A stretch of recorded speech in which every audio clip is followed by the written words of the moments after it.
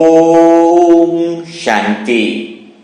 अभी समय बहुत बहुत नाजुक आने वाला है और यह बात अपने अंदर पक्की कर लो कि अगर सोच रहे हो कि समय बहुत बाकी है तो बहुत बड़ी गलत फहमी में हो।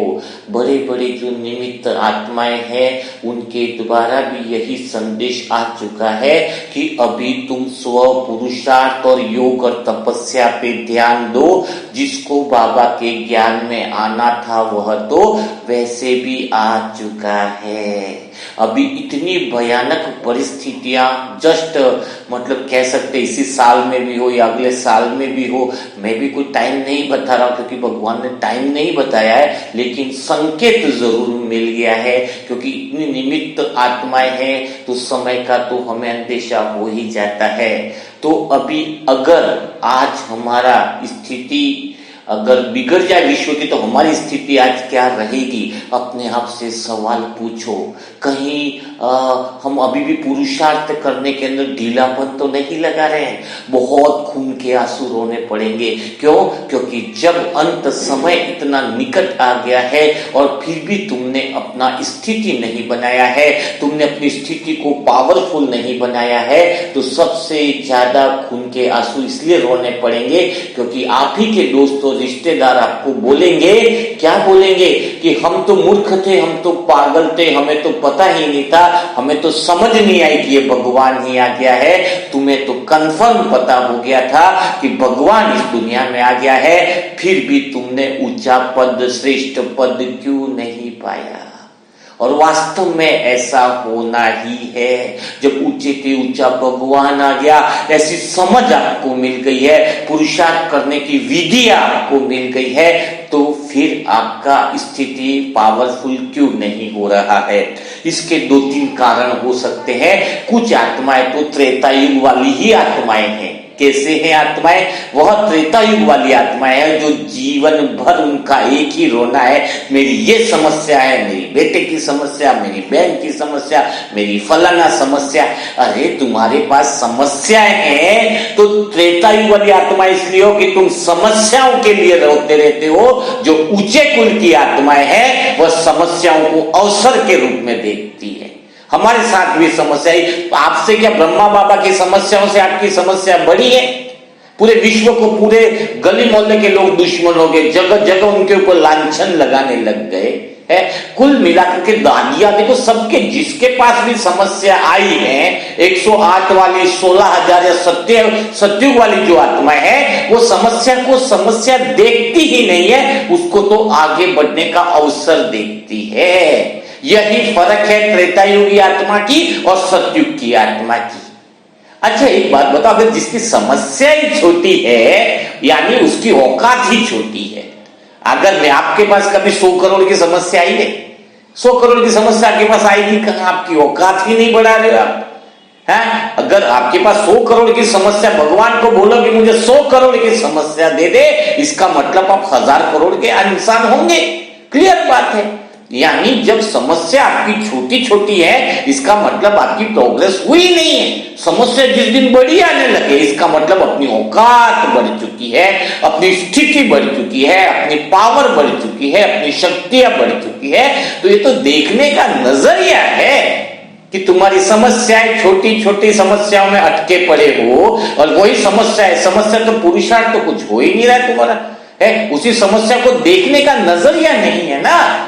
अरे भाई कुछ पैसे का भी लॉस हो तो आगे बढ़ने का अवसर मिला कि देखूं कि क्या गलती की और आगे बढ़ करके मैं देखूं। कोई बात की समस्या है, किसी ने कुछ बोल दिया तो नई विधि देखूं। अगर कोई नाराज हो गया है मुझसे तो देखूं तो सही कि वो या तो मुझसे माफी मांग ले या मेरी गलती हो या नहीं हो मैं उसको माफी मांग लूं। नई विधि तो ढूंढूं जिससे उसकी नाराजगी मेरी खत्म हो। और ये हर परिस्थिति जो है, हर समस्या जो है वो आगे बढ़ने का अवसर है। लेकिन तुम छोटी समस्याओं में ही घबरा रहे हो, छोटी परिस्थितियों में घबरा रहे हो। इसका अर्थ है कि तुम उस समस्या से निकलने के लिए औकात देखने का नजरिया ही नहीं है तुम्हारा। त्रेता युग वाली आत्मा जो होती है वह समस्याओं का ही ढिंढोरा पीटती रहती है। एक समस्या है और उसी को लेकर के बैठी रहती है, ये। अरे इतनी पावर परमात्मा ने दी है तो उसकी शक्ति का यूज तो करो। और जो आपसे हो रहा है वो समस्याएं, कुछ समस्या अपने समय पर सॉल्व होती है, उसी को लेकर के बैठे रहने से तो जीवन आगे नहीं बढ़ सकता है ना, कि मेरा ये हो तो फिर मैं ये करूं वो हो। यह ऊंचे लोगों का, सत्युगी आत्माएं, जो योगी आत्माएं है, उनका देखने का नजरिया नहीं हो सकता।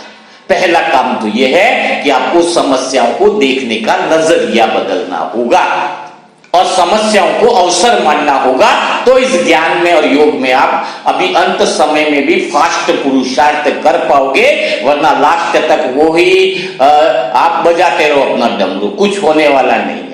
क्योंकि आपको एक तो समस्या, कलयुग में तो ऐसा कोई है ही नहीं जिसको समस्या ना हो, तो फिर समझ में आएगा कि इस आत्मा की औकात नहीं है ज्यादा, तो इसको छोटी छोटी समस्या में अटका रखो, वो समस्या भी तुम्हारी खत्म नहीं होती है। क्यों? क्योंकि तुम्हें बड़ी समस्या या बड़ा आगे बढ़ने की तो हिम्मत दिखा नहीं रहे हो, जो तुम्हें बड़ी चीजें दिखाए, है ना। अभी हमारे सामने कुछ बड़ी चीजें ही आती है, छोटी चीजें नहीं आती है। क्यों आती है बड़ी चीजें? क्योंकि, और हमें खुशी भी होती है, हमें खुशी भी होती है कि जब बड़ी चीजें आती है, बड़ी चीजें आती है, बड़ी परेशानी आती है, बड़ी तकलीफें आती है, तो हमें वो टास्क की चैलेंज देने का बड़ा मजा आता है। हम तो नहीं घबराते।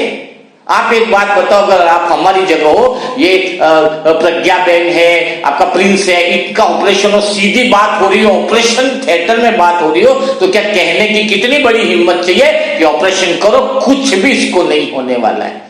क्या कहने का जिगरा होना चाहिए? नहीं। क्यों? किस लिए कहे?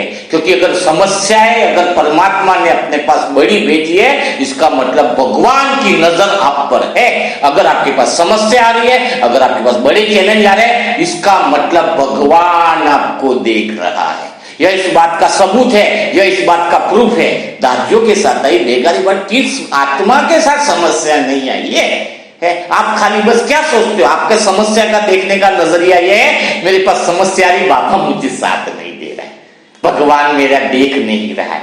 अरे तुम्हें मजबूत बनाने के लिए वो चीजें आ रही है आपके पास, देखने का नजरिया तो देखो। जब देखने का नजरिया तुम्हारा चेंज होगा तभी तुम आगे बढ़ पाओगे। नहीं तो स्वीकार करो कि आप त्रेता युग वाली आत्मा हो, ड्रामा कलप कलप में नीचे की आत्मा आप रह जाओगे। तो आज से थोड़ा पावरफुल बनो, यह पहला पुरुषार्थ करना है। समय बड़ा नाजुक बचा हुआ है और अपने आप में स्वीकार करो कि समस्या मेरे अकेले के साथ नहीं है, सारी दुनिया की आत्माओं के साथ है। लेकिन जो इसको अवसर बनाता है वो आत्मा योगी बन जाती है, पुरुषार्थ बन जाती है। आगे भगवान को बोलो और बड़ी बड़ी जो समस्या है सबको पार कर लूंगा, सबको चैलेंज, कितने भी बड़ी चैलेंज आ जाए सबको पार कर लूंगा। एक तो पहली चीज। दूसरी चीज क्या करनी है? इस लास्ट समय में भी अगर तुम्हारा अंतिम का पुरुषार्थ इतना ऊंचा हो जाए, पिक्चर में भी कहते हैं कि अगर क्लाइमैक्स सीन भी अगर अच्छा हो जाए तो पिक्चर पूरी हिट हो जाती है। तो जाने दो आपका पुरुषार्थ आपने नहीं कर पाए, मूल्य आपकी छूट गई, योग छूट गया, कुछ भी हो गया, जाने दो कल तक हुआ, और आज से पक्का कर लो। कौन सा कमिटमेंट पक्का कर लो? कि मैं आत्मा समय का एक एक मिनट, एक एक सेकंड समय का यूज करूंगी। मैं आत्मा क्या यूज करूंगी? एक एक पल, एक एक सेकंड का यूज करूंगी मैं आत्मा। क्यों यूज करूंगी? क्योंकि यूज करेंगे जो व्यक्ति, जो आत्मा अपने समय का यूज कर लेती है, समय उसको सफल बना देता है। आपका समय कहीं फालतू बातों में तो नहीं जा रहा है, टीवी देखने में तो नहीं जा रहा है, मोबाइल को देखने में तो नहीं जा रहा है। स्वयं से पूछो, जो समय का इन्वेस्टमेंट सही जगह करता है वह इंसान सफल बन जाता है। उस आत्मा को सफल होने से कोई भी रोक नहीं सकता है। यानी आपका इन्वेस्टमेंट चेक करो, तो समय का इन्वेस्टमेंट आप कहाँ लगा रहे हो? दिन भर समय का टाइम टेबल अगर आपके पास नहीं है, आप अपने आप को चेक नहीं कर पा रहे हो, अगर आपका 10 मिनट भी कहीं वेस्ट जा रहा है, 2 मिनट भी अगर आपका वेस्ट जा रहा है, इसका अर्थ है कि समय की आपको वैल्यू नहीं है, समय की आपको कदर नहीं है। एक एक मिनट, एक एक सेकंड संगम युग का कीमती है। तो अगर आगे बढ़ना चाहते हो तो अपने समय का इन्वेस्टमेंट सही जगह करो, वक्त का इन्वेस्टमेंट सही जगह करो। यह दूसरी बात है। अगर वास्तव में तुम कुछ ऊंचा पद पाना चाहते हो और तुम इतिहास रचना चाहते हो, तो जीवन में ये बातें अभी भी गांठ बांध लो, तो भी जीवन में तुम्हें आगे बढ़ने के लिए कोई रोक नहीं पाएगा। समय बहुत लाश बचा है। तीसरी चीज अगर अटेंशन में तुम्हें लानी है तो वही यह लानी है कि अगर बाय चांस आप स्टेशन पे गए और टिकट काउंटर वाले को बोला कि ट्रेन का टिकट दे दो, तो वो क्या बोलेगा? अरे भाई पहले ये तो बता कि कौन सी ट्रेन में जाना है या फिर कहां जाना है। तो उसने बता दिया कि दिल्ली जाना है, तो बोलेगा कि कौन सी ट्रेन में जाना है, 3 बजे वाली, 4 बजे वाली, कौन सी ट्रेन में जाना है। उसके बाद फिर वो पूछेगा कि कौन सा टिकट दूं, जनरल, स्लीपर, कौन सा।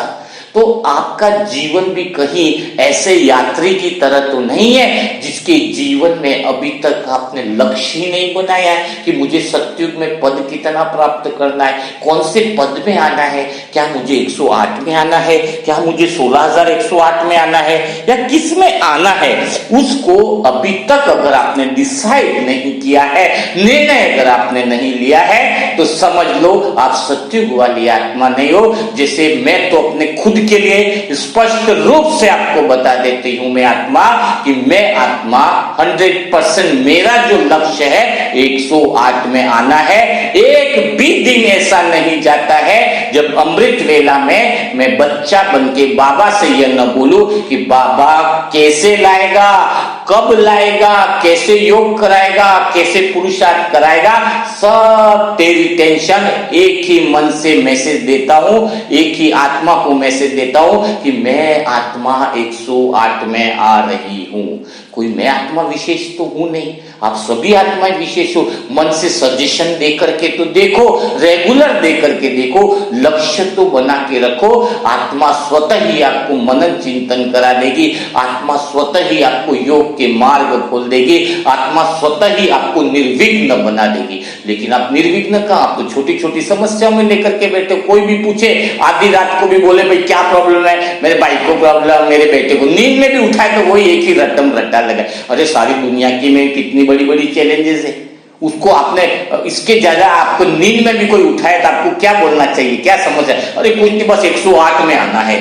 क्या आना है? 108 में आना है। ये बात आपके मन और बुद्धि में रहे, समस्याओं की जगह बात दिमाग से हट जाए, क्योंकि अंत समय तक माया तो चैलेंजेस लेगी। अगर आप ये सोच रहे हो कि मेरी समस्या खत्म हो जाएगी, ये तो कलयुग के अंदर तो कभी खत्म नहीं होगी, क्योंकि वह समस्याएं आपको संपूर्ण बनाने के लिए आती है, भगवान को याद करने के लिए आती है, भगवान की स्मृति दिलाने के लिए आती है। तभी तो भगवान कहता है कि ड्रामा है, ये तो ड्रामा माँ है ना। तो थप्पड़ क्यों लगाती है माया? हमें याद आ जाए। तो इस बात को भी आपको देखना है कि आपको टारगेट लेना जरूरी है, अपने आप का लक्ष्य बनाना जरूरी है कि मुझे अब क्या करना है। चौथा पॉइंट है, अपनी भावनाओं का इन्वेस्टमेंट सही जगह करो। फीलिंग, भावनाएं, दिल लगाने का समय गया। 2-4 दिन, 1 महीना किसी के साथ घूम लिया, दिल लगा लिया, फिर दिल लगा दिया, फिर घूम लिए, तो फिर क्या होगा? उससे दिल टूट जाता, तो फिर आप परेशान हो जाते हो। तो अभी एक बात पक्की कर लो, गांठ बांध लो कि अपनी भावनाओं का इन्वेस्टमेंट से भगवान के साथ लगाओगे। अपना दिल किसके साथ लगाओगे? सिर्फ भगवान के साथ लगाओगे। भगवान के अलावा अगर कहीं दिल लगाया तो लॉस में जाओगे, क्योंकि दुनिया वाले कोई साथ निभाने वाले नहीं है। तो दिल कहाँ लगा रहे? मेरा दिल से भगवान में लगा रहे। भगवान में लगेगा तो बड़ा आनंद आ जाएगा। भगवान में अगर दिल लग गया तो आपकी सोच, आपका नजरिया एकदम अलग हो जाएगा, यानी समस्याओं को भी अलग एंगल से देखोगे। अभी कोई अज्ञानी आत्मा मेरे को फोन किया, मैसेज किया, अरे भाई मेरा ब्रेकअप हो गया। अब उसको तो ज्ञान तो पता नहीं है, मेरा ब्रेकअप हो गया, क्या करूं। मैंने बोला अच्छा वो ब्रेकअप हो गया, किसी एक से तो जीवन भर चिपक के रहता तो क्या सीखने को मिलता? अभी तो 700 करोड़ आत्माएं, किसी के साथ भी दूसरे आत्माओं के साथ प्यार कर और समझ में आएगा अलग अलग। तो कहने का भाव क्या है? अपना नजरिया इतना हो कि समस्याओं को ऐसे एंगल से हम देखें कि समस्या लगे ही नहीं। वास्तव में मेरे साथ समस्या है, यह बोलना ही अज्ञानता की निशानी है, यानी तुम्हारे अंदर वो ज्ञान और वो समझ की कमी है। तुम जो बोलते हो कि मेरे को समस्या है, यह समस्या बोलना ही सबसे बड़ी गड़बड़ है ना। एक सिचुएशन बोल सकते हो। मैं तो कहता हूं समस्या शब्द गायब करो और अभी बोलो कि हाँ भाई एक परिस्थिति है। उसको क्या बोलो कि परिस्थिति, यानी खिलौना है, एक परिस्थिति है कि भाई ये बेटी है उसको गुस्सा आ रहा है तो परिस्थिति है, ठीक है। और उसके लिए हमारा हम जो कर सकते हैं वो पूरा हम कर लेते हैं, हमारे हाथ में जो है वो पूरा हम कर रहे हैं तो निश्चिंतता और बनी रहती है। जैसे अगर बच्ची को गुस्सा आ रहा है तो हम क्या कर सकते हैं, हम शुद्ध संकल्प कर सकते हैं, शुद्ध भावनाएं कर सकते हैं। फिर जैसे उसका हिसाब किताब पूरा हो जाएगा तो उसके अंदर और गहरी शांति आ जाएगी, परम शांति आ जाएगी। हाँ, आप अपना काम नहीं कर रहे हो तो अपने को उस बात का चिंतन चलेगा। तो कुछ चीजें समय पर छोड़ देनी चाहिए, जो आपके हाथ में है वह आप कर रहे हो तो कुछ भी प्रॉब्लम नहीं है। बाकी आपका सारा ध्यान 108 में आने पर होना चाहिए, यानी अपने पुरुषार्थ को बढ़ा दो, अपने योग की ताकत को बढ़ा दो। क्योंकि पहले ही बताया है, सुबह भी समझाया था, जो मुरली मंथन नहीं सुन रहे वो मुरली मंथन बड़े ध्यान से सुने कि पाप कर्म से भगवान की याद से ही कटेंगे। बताया ना कि आपके पास 20 रुपया का पाप है और 70 रुपए का पुण्य है, आपने किया है, थोड़ा सा और पुण्य कर दिया, कपड़े दे दिए, सबको ये दे दिया, तो 70 का पुण्य 80 हो गया। और पाप इधर 20 का, क्यों नहीं कि 80 में से 20 माफ हो जाएगा और आपके पास 60 पुण्य बचेगा, ऐसा नहीं है। 80 पुण्य किया है तो 80 का पुण्य आपको भुगतना है, और 20 का पाप किया है तो 20 के पाप भी तुम्हें भुगतने हैं। तो पाप नहीं भुगते उसके लिए एक ही याद खाली बाबा के बच्चों के लिए ऑप्शन है कि हम जितना भगवान को याद करेंगे, दुआएं देंगे, तो बाबा की याद हमारी बढ़ेगी, तो हमारे पाप कर्म यानी हमारे हिसाब किताब जो है वह क्या हो जाएंगे, फिनिश हो जाएंगे, है ना। तो इस तरीके से हमें अटेंशन देना है और बहुत ध्यान देना है हमें, और इसलिए दुआएं दी जाती है। आज वो भाभी का, बहन का भी, बच्ची का भी जन्मदिन है, तो उसके लिए भी आप मनसा सेवा में सभी ने कमेंट्री में दिल से दुआएं तो दी ही है। देखो आज इसको इतनी सारी आत्माओं की जन्मदिन की दुआएं मिल गई, तो दुआएं मिलने से ही उसके हिसाब किताब भी क्लियर होते हैं और जीवन में खुशियों का मार्ग भी बन जाता है। आप भी जो मनसा सेवा ग्रुप की आत्माएं हैं, जिसका कोई वेडिंग एनिवर्सरी हो, चाहे आपका बच्चे का या आपका खुद का भी जन्मदिन हो, तो एक दिन पहले व्हाट्सएप के द्वारा मैसेज कर देना, तो उसके लिए शुद्ध संकल्प से भोग भी हम लगाते हैं और ग्रुप में दुआएं भी करवाते हैं, ताकि उसके जीवन में खुशियां और आनंद आ जाए। लेकिन आज जो हम दुआएं देने वाले हैं वो एक कहते हैं ना कि ग्रुप का हिसाब किताब हो गया है। अभी ग्रुप का हिसाब किताब कैसे हो गया है, जैसे अभी दोपहर में विमान हादसा हुआ है। किसका हादसा हुआ है, विमान हादसा हुआ है, उसमें एक साथ 250 लोग, है ना, मतलब 200 के ऊपर की संख्या है, कोई 241 से 230 आत्माओं ने लगभग शरीर छोड़ दिया है ना। तो 200 के ऊपर आत्माओं ने शरीर छोड़ा, तो ऐसी परिस्थिति में छोड़ा है, जो अहमदाबाद से लंदन विमान जा रहा था, दुर्घटनाग्रस्त हुआ, दोपहर की बात है। तो सोचो ऐसी आत्माएं कितनी तड़फ रही हैं, कितनी वो, मतलब उनको तुरंत दूसरा शरीर भी नहीं मिल पाता है।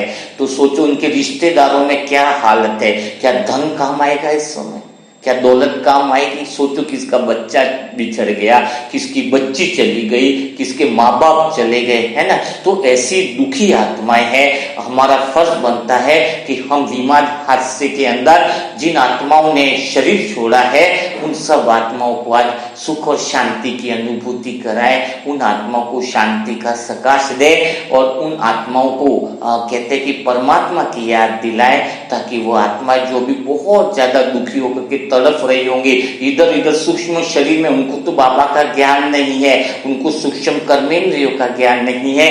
अभी उन आत्माओं को सिर्फ बाबा के बच्चे ही है जो शांति का सकाश दे सकते हैं।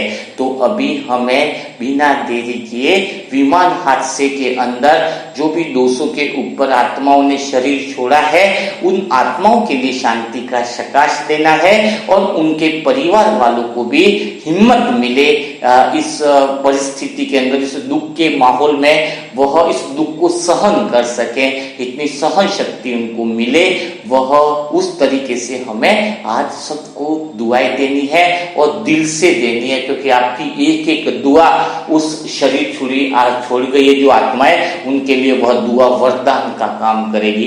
सीधी दुआ उन तक पहुंचेगी और उन आत्माओं को गहरी शांति का अनुभव होगा और बाबा की गोद में आराम से जाके बैठ सकती है। तो जो नई आत्मा है जो जुड़ना चाहती है उनके लिए व्हाट्सएप नंबर है 7202921969। समय बड़ा नाजुक बचा है, पुरुषार्थ को तीव्र बना लो ताकि आप दिन में भी जो टास्क मिल रहे हैं उसको कई बार रिपीट करो, उसको डायरियों में लिख करके रखना। मोबाइल भी बाद में नहीं चलने वाले हैं, है ना। तो डायरियों में आपके पास पॉजिटिव एफर्मेशन होगी तो आपके लिए जीवन में वह काम आएगी। इसीलिए मैं कहता हूं कि है वैसा का वैसा फॉरवर्ड मत करो। कई वाली ग्रुप की आत्मा अपने आप को होशियार समझती है और वही मोबाइल में लिखा हुआ ही फॉरवर्ड करती है, तो कल से तो उनको हटा ही देंगे हम, है ना। आप डायरी में लिखो और फोटो भेजो, है ना। सीधा फॉरवर्ड करने का काम आप मत करो। इतना एक्स्ट्राऑर्डिनरी आत्मा नहीं बनना है। 5 मिनट समय लगता है। जब आप डायरी में लिखते हो तो आपका मन भी लगता है और आपकी बुद्धि भी लगती है, आपका पुरुषार्थ बढ़ता है।